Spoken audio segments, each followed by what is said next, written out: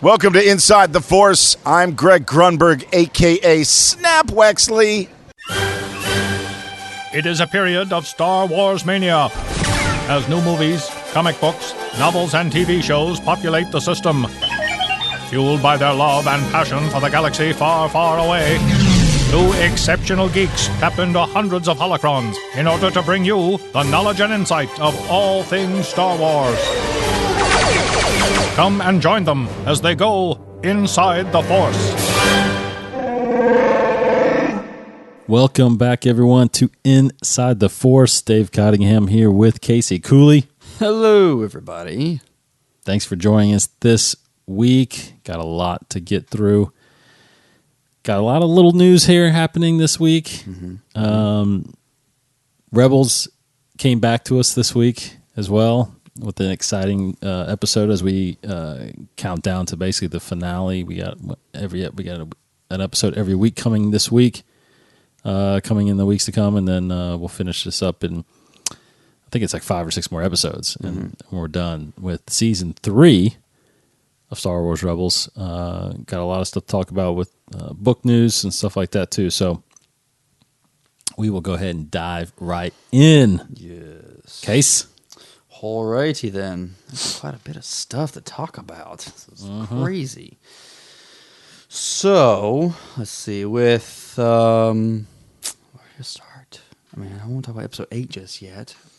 It's just crazy. Actually, some celebration news. Some celebration news. We can start with that. It's movie related. So what we thought was going to be the opening panel of the opening day, the grand ceremony, what were we going to call it? As they did opening in ceremony, Anaheim. would be about episode 8. However, it was announced that the ceremony, the episode 8 panel, the Last Jedi panel, which will feature Kathleen Kennedy and Rian Johnson, will actually happen Friday of Celebration, April 14th. Which is odd. I mean, it's odd just because they seem to have established the tradition now that those big ones will be the first thing Thursday morning. They did that with Force Awakens. They did that with Rogue One. And we thought they would do it with Episode 8, but no, they're going to do it Friday, strangely. It is strange because it makes you think, then what's the opening ceremony going to be? What could they? Are they going to try to top it, or are they just going to? I don't know. Make it they just open it and they Is it just Han start. Solo? It could be. That could be true. Yeah. Han Solo on Thursday and then episode 8 on Friday? That'd be weird. I mean, that they would do that if they would do Reversed? that much of a film after what's going to come out right now. That's just weird. That's usually very they don't jump films. They focus on advertising Just the one movie one. at a time. So we shall see. Who knows? But actually, not much going on with Han Solo. Now that you mention it, it's kind of staying quiet right now. There's rumors of other actresses kind of in talks or rumored to be in it, that kind of thing. But nothing really going on with that. Rogue One's slowing down. It has broken $1 billion, but it's slowing down. Yes, and I'll just go ahead and on top of that, because it's curious to know, like, obviously this isn't a huge number, but the poll we put out this past week was how many times have you seen Rogue One? Yeah. And 40%, which was 4 options, 1, 2, 3, or 4 more, 40% said twice, which would make sense if you carry out the percentages because someone has to, I mean, you have to see it like 4 or 5 times in order to get to like $2 billion like Force Awakens did, right? So, yes. So not many people, I don't think, are seeing it more than 2 times, if that. And that is why, you're getting $1 billion easily, but and now that's billion overall, right? Yeah, I'm pretty sure. Right. Worldwide. So I'll get the breakdown of that, but that's why, I think I think people got their excitement out of it in 1 or 2 times of showing, but didn't go see it that 4 or 5 times, which puts it over that. Yeah, well, it's still good. Still did very well. Well, yeah, it definitely made its money for sure. And actually, kind of touching back on episode 8, I forgot to mention this. So I don't know how it was announced. Force Friday, that's what it was. The date for Force Friday. Force Friday 2. Force Friday 2. So they didn't count last year as Force Friday. I mean, that makes sense. I mean, nothing really happened. Correct. This is like major. Yeah. Like they did for episode 7. So this is the real Force Friday, and I'm trying to actually find the date. September 1st, midnight. September 1st will be Force Friday. Hey, that's when my baby's supposed to be born, around that weekend. Which, that's right. I actually haven't told the fans yet that I'm having a baby. You are having a little Jedi, yeah. Little youngling. Wait a minute. So it's what day is September 1st, which September 1st. is a Friday. Yeah. Midnight, 12:01 a.m. Nice. That Friday morning. I think that's Labor Day weekend too, It right? is, yeah. Yeah. Long weekend to play with Wow. new toys. Got out the Books, everything. Mark it down. Start saving your money, people, because that's going to be a Yeah. costly day. But Star Wars also put out an image of like kind of what the box will look like, the toy boxes, the kind of Yes. banner for all that, which shows the first official photo, technically, of Rey, Finn, and Poe, and what they will look like in Episode 8. I mean, really not much different. I don't know if Poe's helmet is a little different or not. It looks slightly different. But obviously the biggest thing you're noticing is Rey right in the middle with her outfit, which we already actually knew what her outfit was going to be. We've seen that kind of artwork, those toy concept leaks. But she has like her hair's let down. She has the cool new little costume. And actually someone pointed out that she actually has some bruises above her left eye there, her eyebrow. Yeah, it does look like that a little bit. But And then, of course, cool. Finn's got his Poe's jacket on still. Poe's jacket, but he's got a different shirt underneath. Yes, if you want he does. to be very observant, yeah, he's got a new little, looks almost like a tunic. Like a Yeah, I Jedi think tunic. Poe, that's his same helmet. Yeah, looks like. looks but- pretty similar. So, very cool, man. Yeah. We're already so close to it, I feel like. Well, I think I saw a tweet yesterday that was 300 days. Okay. Yesterday was 300 days. 300 days from away, episode people. 8. Very exciting. We won't do a countdown that far out. Sure, yeah. That's a lot. 100 days is I like the 100-day mark. Yeah, and that's already a lot of photoshopping. So 200 days from now, we'll start the countdown. So that's a lot of Photoshop, yeah.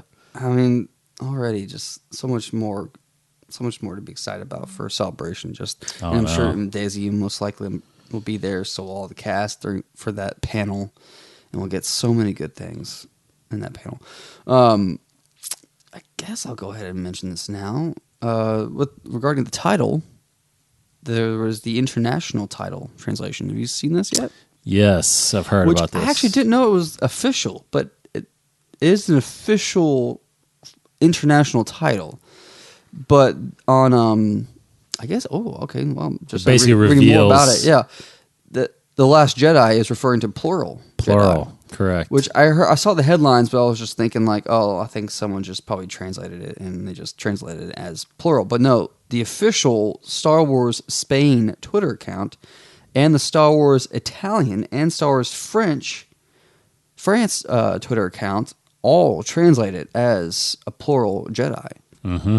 That's huge. Yeah, unless for some reason they didn't get the memo to say, yeah, no. hey, this is single. They all just But no. assumed. But I think it is plural. Safe to say it's plural. yeah, Meaning that Even they're German. referring to Luke and Rey. yeah, I'm assuming, at right? least At least, Yeah, right? So we don't know. Brazil, German. Everybody. So it is official. That is a plural Jedi. So Rey, Luke. That'd be crazy if there were more. I mean, I know. Who knows? Maybe Kylo could be kind of teetering on that a little bit Maybe. more. I mean, that's Yeah, we'll actually get into that later. I got a topic to talk about Okay, at the end, but sure. that's kind of interesting. so. Anyway, That's, also, so real quick, the breakdown of the Rogue One's income is 520, pretty even, 528 million domestically, 520 foreign. So, kind of did the same in state as it did out of state. So, so there you go, yes. 1.049 billion. Whew. That's a lot of ones. A lot of cash. That's pretty much all the movie news I think that's worth talking about. Yeah. Of course, there's a ton of people already speculating that, as we have on the show, that the trailer will be released at Celebration for The Last Jedi. Obviously, it will be released everywhere, but at that panel, I'm sure they'll show the trailer. I don't think we're going to get anything till then. I don't think so either. I think if we would have got something, we would have got it by now.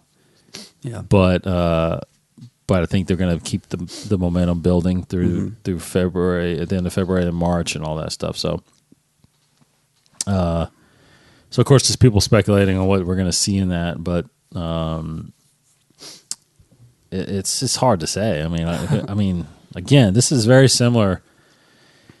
We're back in the Force Awakens, because that's the thing, because Force Awakens was the first movie of a sense Return of the Jedi, really, that we just had no idea what the story was about.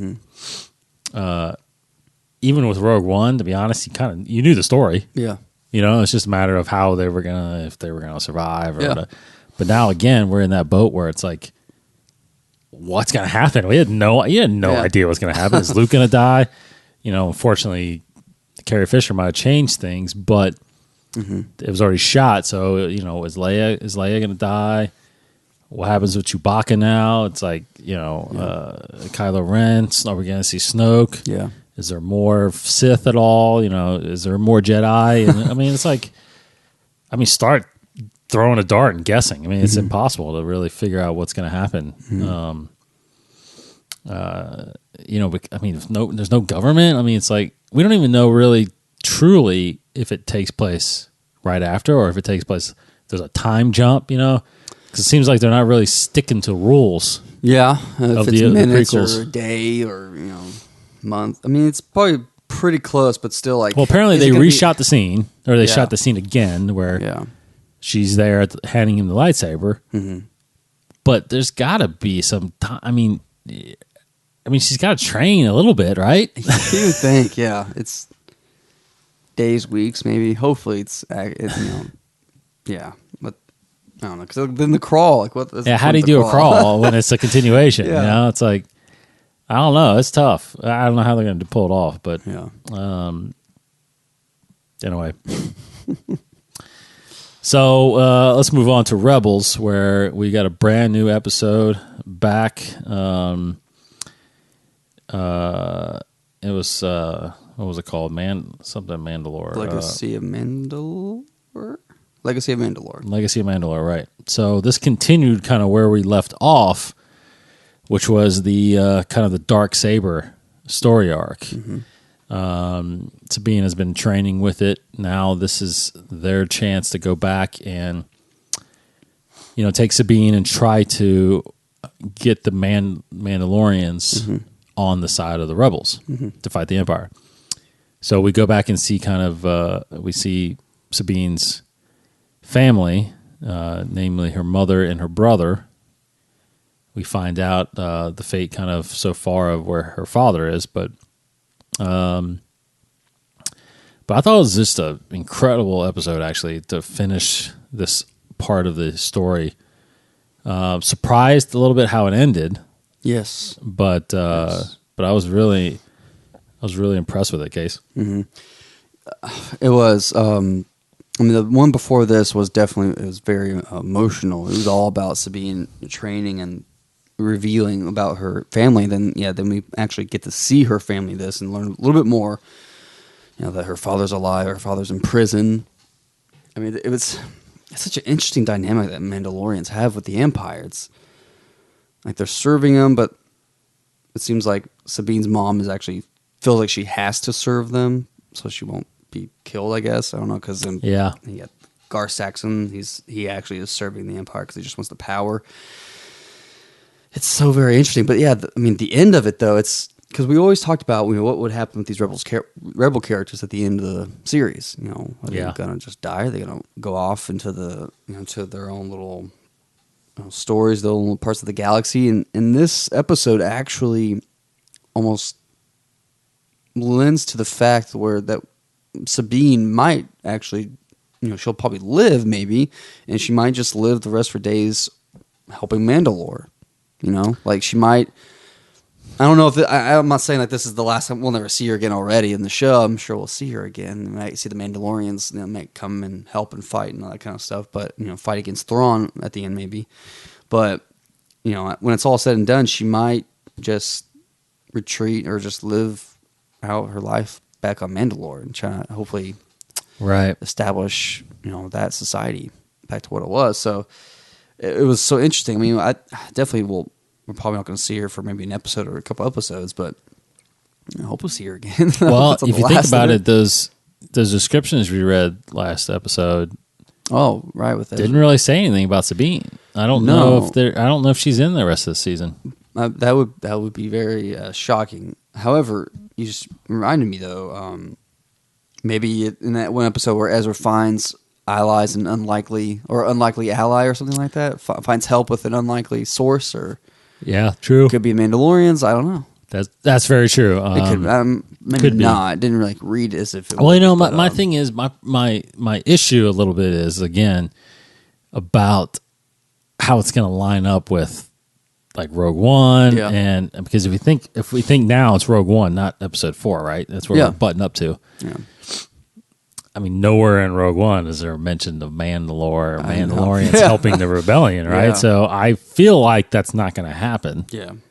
That she's going to still keep fighting. They're going to, it's very much like modern history. Just clans just fighting each other all the time and never being able to agree. And she mentions too about how the dark saber is not really something she's planning. She's like, she mentioned about finding the person that's gonna not necessarily be her, the leader to restore Mandalore. Correct. Yeah. So, I feel like we may check in on her, and maybe there's a storyline that's going to help her father, kind of thing, and maybe her father ends up being, I don't know. Again, maybe we get a book. Maybe we get like a comic, or maybe we don't find out in the show, and we just kind of find out another means. Because I feel like they're opening the door to a lot of stories being told with, restoring the balance and all that kind of stuff with Mandalore. It'd be crazy, which it's impossible though. What is it? I was about to say, what if? Nah, it's impossible. What? Well, just say it. I was like, what if her father was like Boba Fett? Yeah. But that's not possible. I don't think that's possible. That's not possible. But that would be cool. Because I kind of feel like there's like this mystery of her father, but like it's somebody that we may know or something. But I don't know. I'm trying to think of who could be that's a Mandalorian, but Boba Fett's kind of the only Mandalorian. But that's the thing too, was Jango actually Mandalorian? Or did he just have Mandalorian armor? I think he technically was Mandalorian. Was he Mandalorian? Just off on his own, I think. Yeah, I mean, he became a bounty hunter. Yeah. But it's like, did he just pick that costume because he killed a Mandalorian or something like that? And then Boba Fett is like, did he even know about it? Because, that he found, apparently the rumor is he found that. Yeah, that was it the old? An old Mandalorian outfit, Was right? it the old canon? That was the old canon, so I don't know if that's new canon or not. Or what. I wonder. I mean, we're going to get a Boba Fett movie, I think. That'll probably explain a lot of that. But I don't think, I don't know if Jango if it ever actually been told that Jango was actually from Mandalore, part of the whole Mandalorian clan and all that stuff. Here. Well, you look at that. So I do think we're going to get a lot into more of what's happening with Thrawn and Ezra the rest of the series, the rest of this season. So I don't think there's going to be much of Sabine. But I was a little surprised that they that's why I was saying the ending was a little surprising that she stuck around and didn't go back to the rebellion. So that was a little It was just a little surprising. I mean, I thought it was pretty neat, but because there's a quote out there a little bit about, or a little rumor floating around that they're going to announce season 4 coming soon. Yeah, I saw that today too. And Filoni was quoted saying, that would be great because then we can change Sabine's hair again. Oh, okay. People love that. So it's like, I mean, they can't do another season without Sabine. So, Yeah. But prior to that article, too, there was a rumor going around that Rebels could be done after 3 seasons. But I was thinking about that today when I heard that they're going to soon announce a season 4. Like, what if they just stopped Rebels? I mean, then they lead into Filoni's 3rd animation, which we will talk show, about. which yes, we think is a possibility. we definitely think it's a possibility. But I don't know. I think there's no way this season would end. I mean, there's still so much to answer, unless they do what they do with Clone Wars, but that won't fly because I think there's more from Saul that needs to be explained. Yeah.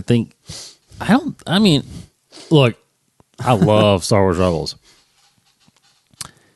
but this season, even though it's how great it's been, there was this big build up to Thrawn, and right now it hasn't paid off to me. Yeah.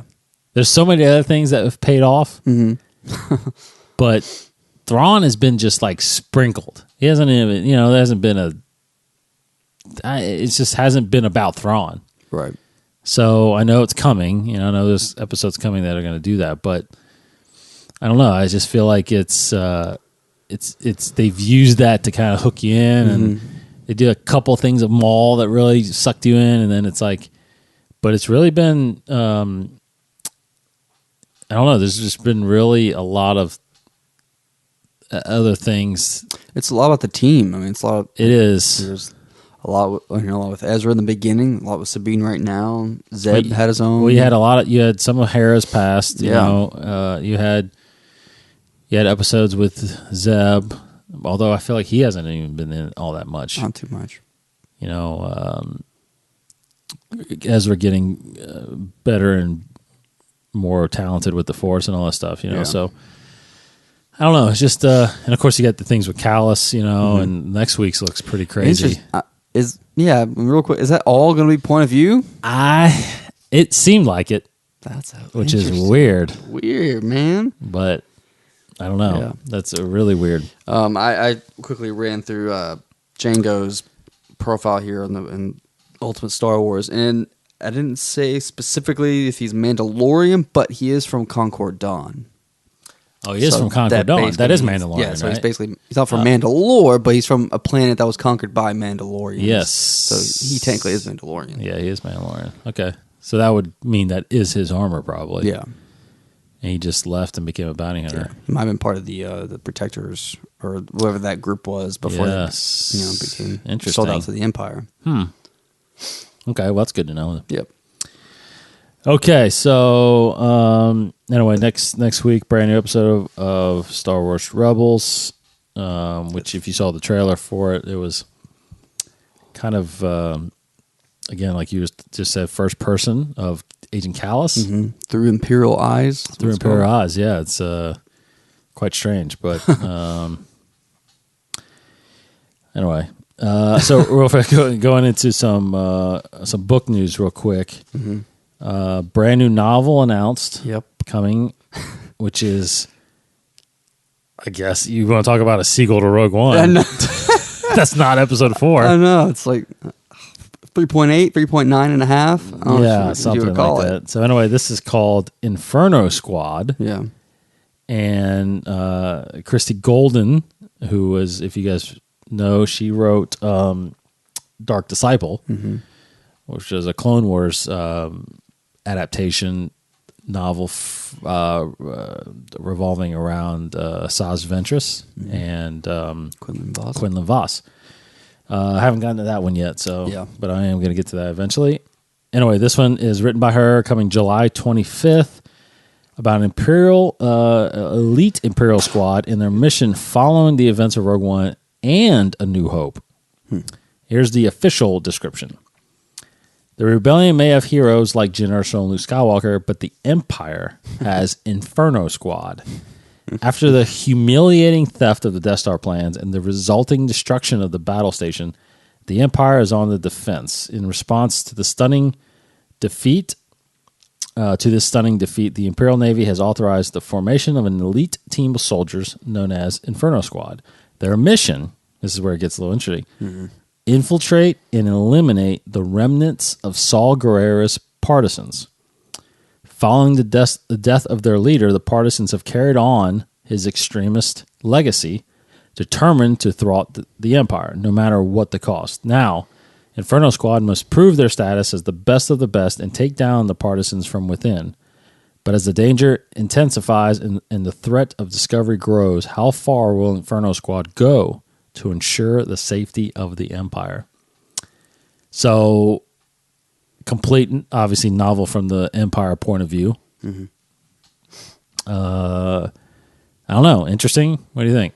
Yeah, and actually just reading it again here, I didn't realize it does actually take place after A New Hope as well. Yes. So not just Rogue One, but A New Hope. Well, basically, once the Death Star gets destroyed. Yeah, so, days after. So, days after. So it's a sequel to Episode 4. Yeah, basically it is. Not the Rogue One. Yeah, so 4.1. Yeah, 4.1. Interesting. I mean, just reading it, I'll read it, but doesn't intrigue me as much as, of course, you'd say like Catalyst would, or Aftermath, those other ones. It seems like this is going to be, to me at least, more along the lines of the Battlefront book. Yeah. Just kind of sticking right there between a couple movies and with new and original characters, and kind of like a small moment or a small band of characters within the large realm of the rebellion. So I'm sure it'll be great. Probably. But hopefully we'll learn more about Saw Gerrera in this. I don't know. I mean, he's obviously not around at this point. It's just his disciples, you could say. But should be cool. We shall see. Yeah. I wonder if it's told from the point of view of the Inferno Squad, though. Like, from the point of view of the Empire. I think it is. Instead of the partisans. Yeah. No, I think it is. I think it's going to be following the squad. Like you said, kind of Battlefront, but the Empire side of guys. That'll be cool. I mean, I don't know if we've gotten that yet, but the point of view of stormtroopers. No. I guess you will call them stormtroopers a part of the Inferno Squad if they wear that armor, or if they have something totally cool that you don't even know about. I don't know. I don't know. Maybe it's orange armor. Next week, I do feel like we'll have a full review of Bloodline. Oh, yes. I know you're done with it. Yes. I've got probably this week, and I'm done. I think I've got less than 2 hours to listen to. I love the book so far. I do like the book a lot so far. So, but we'll go into in depth of what we've read and listened to this next episode. But we'll skip on past that right now till we get through with that. And then, of course, this Tuesday is the next novel, Empire's End, the third book in the Aftermath trilogy by Chuck Wendig. He is completing that with Aftermath, Empire's End, which will, I guess is what I'm hearing, is centered around the Battle of Jakku. Yeah, seems like it. Hence the falling Star Destroyer on the cover, which has been on a different cover. Yeah, Lost Stars. Yeah. Did they talk about the Battle of Jakku in that? Yeah, it's in there. It's pretty much in there. It's all from the point of view though of the two main characters in the novel. Though it's not the overall strategy. What happened and all that stuff. So it's Lost Stars focuses mainly on that Star Destroyer, which is captained by Sienna Ray, the female character of the novel. So this is interesting because this clearly, I guess, I don't know. I can't remember. I don't know if you would tell him. You would know, according to the novel, the first Aftermath that you went through. But this clearly illustrates that the trilogy takes place literally within the year. Yeah, after Return of the almost Jedi, within 6 months. Oh, really? Oh, well, because I couldn't remember it. I couldn't find it. roughly when Aftermath takes place after, or the bulk of Aftermath takes place after Return of the Jedi, because it starts off right after. It starts off right after but the it jumps defeat. forward a little bit of okay. time. So it's a few months. So it's, within a year, absolutely. But this ends a year after Yeah. Return of the Jedi, I think is that's when Jakku, the Battle of Jakku happens, which is technically, I guess, the final end of the Empire. I mean, it should end Before the treaty that gets signed or whatever. There's some accordance that gets signed.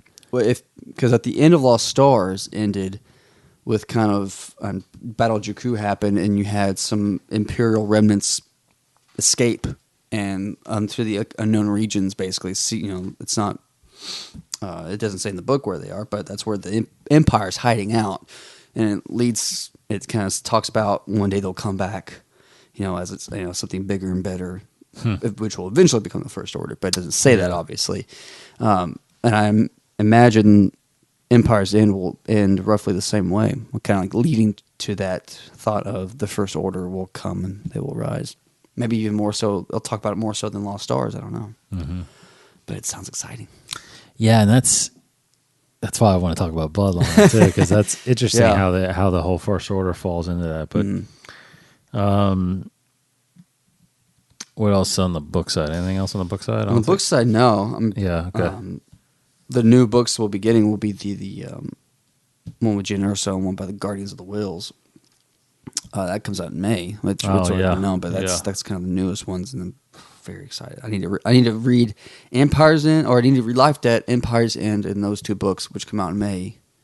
That will be after Celebration. All right. They may have early releases of that at Celebration. That'd be cool. That's what they did. Remember when we were in Orlando? Yeah. No, it wasn't Orlando. Was it Orlando that had in Orlando, the early books come out then? They were getting or was it Anaheim? Anaheim, I don't know, I wasn't there for them. But I think it was Celebration 5. They were getting rid of Path of the Jedi, that book, remember? Yeah. Copies of that, which isn't canon anymore. So when we went to Celebration, I can't remember, Celebration 6? Didn't you get Stark Disciple at one of... I thought you got one of the books early. Was there an Orlando Celebration that was Celebration 6 the last Orlando at Celebration? Mm-hmm. Oh, it was. Yeah. That was before the new canon was even announced. So that was before the new canon. Mm-hmm. So I got... When did I get that? I thought I got that at Celebration 6. I must have got that in Anaheim. Yeah, I think so. Yeah. I got that at a Celebration. That must have been Anaheim. Didn't I buy you one? Because I bought you one too. Yeah. Yeah. So it must have been Anaheim because, Celebration 6 was like a few months before the merger, the buyout happened. It was beginning. Celebration 6. Like August of 2012. Right? Yeah. August. I think it was August 2012. Because the beginning of my senior year of college. 2012. Yes, you're right. That was 2012. You're right. And then Celebration Anaheim was 2014, right? Mm-hmm. Yeah, because in Europe and then Anaheim, because that was a Force Awakens trailer came out. So it was April 2014. 2015 was Anaheim. Anaheim. So it's 3 years. Mm-hmm. Was it 3 years between? No, because Europe. There was a German one. Yeah, there was a year gap, I think. And then there was a year there wasn't one. Yeah. So 2012. So that was before the buyout. That was actually before the buyout. Yeah. Didn't that happen? happen? Right before it. Right before. A few months before. Because we actually thought that might have been the last Celebration kind of thing. Yeah. Well, not the last one, but it was weird. Anyway, yeah, okay, you're right. So Anaheim, I must have bought that in Anaheim. Yeah. When that came out, and then Anaheim was 2015. There was novels already out, right? So I must have. I thought you got Dark Disciple early. If I feel like, maybe not. Or maybe it was Tarkin. Yeah. I can't remember. Anyway, yeah, who knows? They're all running together. But yeah. Anyway, but they usually do that though. They release books early at Celebration if it's kind of around that time. But I remember seeing the artwork in Anaheim for Aftermath. Mm-hmm. Thinking I wanted to get that book. Yeah, I want to say Tarkin came out early. then. Anyway, I'm diving into. I'm going to get through the Aftermath trilogy as soon as I'm done with Bloodline. I'm going to start Aftermath and then Life, Death, and Empire's End. I'll have to wait for Empire's End. Yeah. Okay, so this leads me to a little bit of a topic I want to get to. Okay. Which is, watching, I was watching Force Awakens the other day. Really kind of honed in on the whole Han Solo part where he's like, I knew Luke, and he's talking about how they asked what happened to him, and he says, he was training a whole new generation of the Jedi. Mm-hmm. One turned on him, destroyed it all, blamed himself, went hiding. Some say he went looking for the first Jedi Temple, right? Blah, blah, blah. And then, again, I won't talk too much into it, but Bloodline, which is obviously centered mainly, well, maybe not obviously if people don't know, but Bloodline is centered completely on Princess Leia, who is, again, a senator again. Yeah. 24 years after Return of the Jedi. And you find out just a lot about her history, what she knew, what she doesn't know, and blah, blah, blah. But it just made me start thinking, because there's little description in there about where Luke is,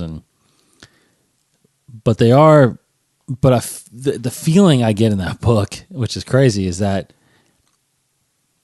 no one knows. I mean, apparently at this point in time, I'm revealing. I hope I'm not giving too much away right now for the book, but at this point in time, Ben is still getting trained by Luke. Mm-hmm. So, but it's just funny how with other comments of people in the book, Luke, I mean, no one knows necessarily about the Jedi. And Luke at this point is already considered kind of a myth. Yeah. Yeah, how Rey was talking about it, right? Yeah. So, and I think you kind of get that out of Force Awakens also, that the Jedi haven't been they haven't yet been interjected into the society like they were prior to the Clone Wars, right? So there's this huge gap still, and just secrecy in a sense of what is Luke doing, what has Luke been doing, where is he training him at, blah blah blah. Because if you think about it, if I'm correct if I'm wrong, but the only thing we have right now between episode 6 and episode 7 are the Aftermath books, which takes place again a year just after Return of the Jedi, right? Mm-hmm. Up until a year after, and then Bloodline. Some comics. Shattered Empire, which is just roughly right before. Yeah. Poe Dameron. All right, right. I'm sorry. It's during episode.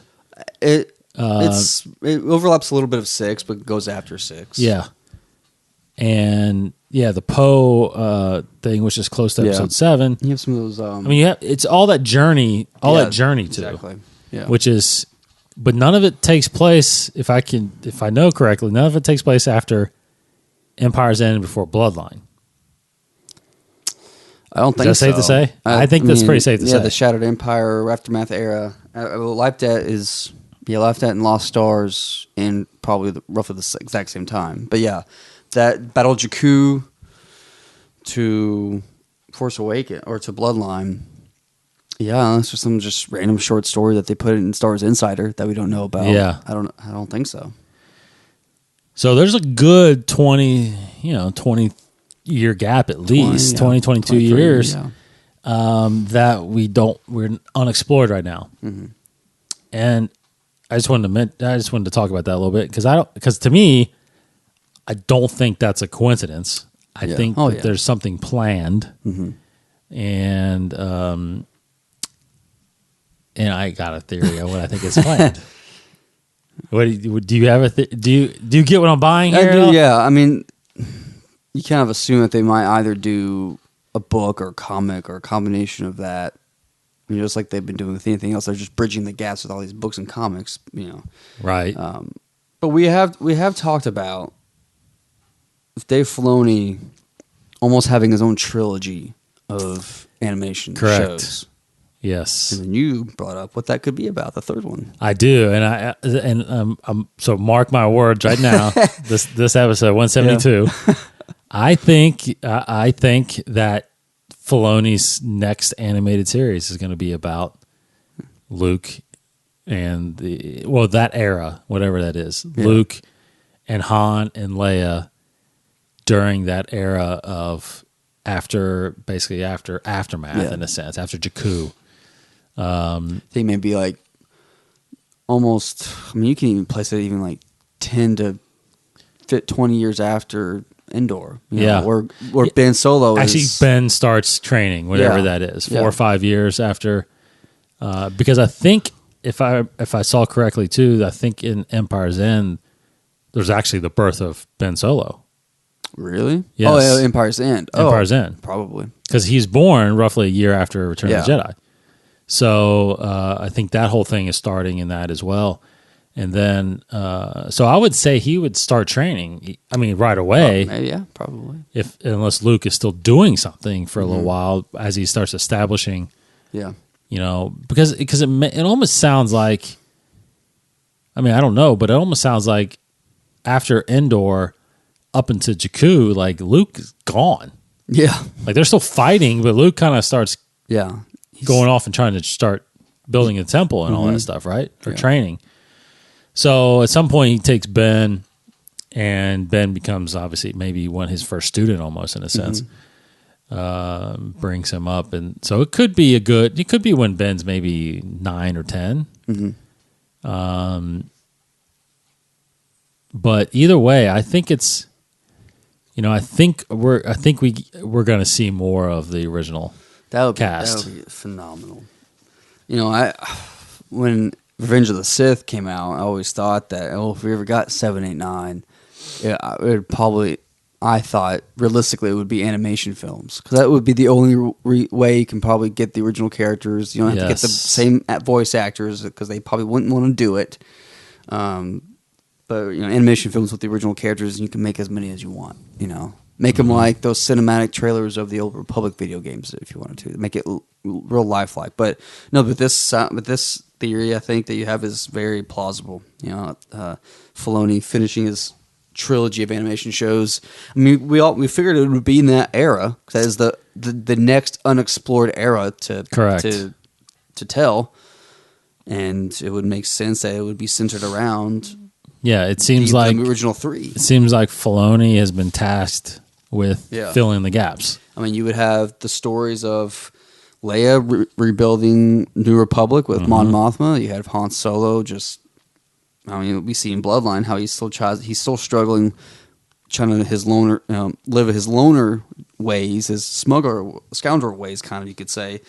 But he's married to royalty, married to a sinner, so he's kind of off doing his own thing or trying to balance helping out Leia and doing his own thing, and then Luke can be training with Ben and the struggles with that, and seeing glimpses of the dark side, and maybe introduces Snoke. There's so much to explore there. I think that would be fantastic. Yes, but when do you think they would, if this is going to happen? When do you think they would announce it? Because do you think it'd be after Episode 9 or between 8 and 9? They could start. I think it really depends on what the plan is for Rebels. Yeah. I don't see how you can. I truly don't see how you can go more than 5 seasons with Rebels. Absolutely, because you're gonna run out of, or it's gonna get so deep that it won't line up correctly with Rogue One. Yeah, or overlap or something. Yeah, or you get to the point where it's just you run out of story to get to Rogue One kind of thing, So in fact, I wouldn't be surprised if season 4 could be the last season, because you're getting close. I mean, that's the thing too, is Rogue One has revealed that we know that the Ghost makes it there. Absolutely. We know that Hera is a general there, right? We don't know, obviously, anybody else. Ezra, Kanan, Chopper makes it. We don't know about Zeb. We don't know about Sabine, so we don't know about the other 4 specters, if you will. But we know about Hera, we know about the Ghost, and we know about Chopper. So I did almost think this last episode of Rebels that's where they lost the Phantom. Yeah. I thought that was when I was like, okay, well, that explains why it's not a Rogue One. But they fixed it. So I don't know. I think I just have this feeling that Filoni filled the gap of the Clone Wars. Mm-hmm. He was tasked about explaining the beginnings of the rebellion to bridge the gap between 3 and 4. Yeah. And then now there's a big gap between 6 and 7 that I just feel like that storyline of Luke is just intentionally being kind of pushed to the side for now. Yeah. Well, I mean, and they're probably going to wait for the twists that happen in 8 or 9. It's possible. They'll seed it there to where they'll say, like, give us more information about the Jedi temple that he probably had, and that's the true. other Jedi in training. And they talk a little bit more about that, so they can, easily fit this new animation show. Plus, I think fans, they didn't. Look, 7 was great, but there's still a lot of fans that wanted the original cast still. Oh yeah, you know what I mean? Like we got these new characters. Mm-hmm. But I'll never forget Chad, our buddy Chad Perkins. Yeah. I'll never forget after episode 7 came out, the first thing he said was he was disappointed that we'd never see the original 3 on screen together again. Yeah. Because obviously Han passed in episode 7. So it's like, I think fans would be just blown away if there was an animated series with them in it as their young selves kind of thing. Solo. Oh man! And also, for Han Solo to live on, yes, like that, and Princess Leia to live on, and Luke probably if he. Well, and honestly, what better way to then now show actually Luke's power? Yeah, I mean, again, we don't see it. He's unfortunately he's an old man in episode 7. We don't know how powerful really we're going to see him be, but he fought some battles or he fought somehow. Thank you. During that 20-something years. He couldn't just sit there and just train. What I mean? It's like, come on, you gotta use your power. Yeah. But I would prefer an animation show as opposed to. I would love the books, and you can still have books, and you can still have comic books. But to have an animation show that actually see it, yes, so that way you would get more of the casual Star Wars fan to watch it, because all these all the books that we're reading, casual Star Wars fans or even maybe the kids right now, they probably don't know about it or don't want to read it. Right. Who knows? Maybe I'm wrong, but if there was a TV show about it out there being advertised, toys, marketing, all that stuff. That would go with the films, but now it's going for a TV show. You would get fans watching it, and it'd be much more engaging than a book would, unfortunately. But I think that's the perfect move. Anyway, that's my. I just brought that to you up tonight, and I was like, I think that's what's going to happen. I think Filoni's gonna do another animated series after this. Anyway. Be very exciting. Yeah. All right. So moving on, we're going to do some little profiles here and we're going to change it up just a little bit. Yeah. We're kind of going to start just kind of giving you little tidbits of stuff that we actually talk about in this episode. I feel like we almost should have been doing that from the beginning, but no, that's all right. So what are you going to talk about? So today, little Mandalore. Yes. Mandalore stuff. And actually, there's 2 little profiles here, both about Mandalore, but I'll just kind of go right into it. So the planet itself, Mandalore, is featured at this point, is from Ultimate Star Wars, because Rebels really wasn't out too much, but this point, Mandalore was only featured in Clone Wars. And the region is the Outer Rim. The sector is Mandalore. The system is Mandalore. We haven't been there in Rebels, though, have we? I don't I think. don't think so. We saw Concord Concord Dawn. We saw... And whatever this planet is, I can't remember what this planet is. Well, they're all under the arm of Mandalore, the government of Mandalore, of what remains of it. But this planet, the actual planet of Mandalore, it's go through this profile here. So centuries of war basically have made Mandalore a wasteland. It says the primary terrain here is deserts and urban, but all the war, and that's kind of been consistent even with Legends, where in the Knights of the Old Republic video games, it always talked about Mandalore, the war of the Mandalorians, the Jedi versus the Mandalorians. That was always kind of backstory to those video games. And it's kind of made canonized here in a way, where it says, actually it talks more about the Darksaber, but there's a Darksaber entry here that I won't talk about right now. But this profile talks about Duchess Satine from Clone Wars and how the planet has gone away from their violent past. They're always known for warriors for causing chaos in a way, because they're just constant fighting amongst themselves and amongst others in the galaxy. But Duchess Satine, that we saw in the Clone Wars, tried to create a new Mandalorian culture where it was more about peace, and it lived like that. It lived as a peaceful culture for a while, until Pre-Vizsla and Death Watch and the Separatists kind of came about. And then after that, Darth Maul kind of rose back and joined Death Watch and took over Death Watch and created his Shadow Collective, his group, where they seized control of Mandalore, and they controlled that for a little while. And then we actually don't know what happened. I mean, does it talk about? I don't know if it talks about in Son of Dathomir, really what happens with Mandalore after the Shadow Collective had it. Yeah, I can't remember. I mean, there's still a gap between into Shadow Collective to Rebels, where we don't really know what happens with. I mean, they were taken over by the Empire. Well, the obviously. Empire kind of influences them, yeah. So they kind of create their patsies with the protectors of Concord Dawn, all that kind of stuff that we saw in Rebels. So it starts off as a fiercely independent planet, but it falls to the Galactic Empire at the end of the Clone Wars. And we don't know its fate currently, but hopefully we'll find out with Sabine. Hopefully she frees it. And then there's a profile next to it. That's the basically the capital city of Mandalore, Sundari Mandalore. It's a domed city, kind of underneath the surface of Mandalore, underneath the desert of Mandalore. It's a biodome. It protects the city from the harsh environment that resulted from Mandalorian wars. So these wars literally destroyed the environment of the planet, made it a wasteland.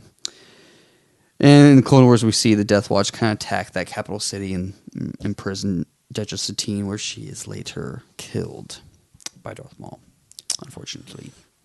Yeah. So, okay. There it is. So a little extra facts from that era, a little bit from absolutely everything you need to know.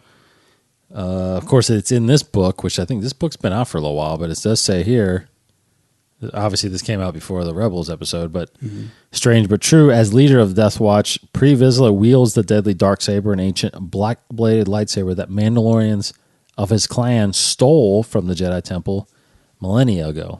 So that that kind of corresponds back up to what's in here. And a couple of little tidbits in the numbers. 4 million is the population of Mandalore.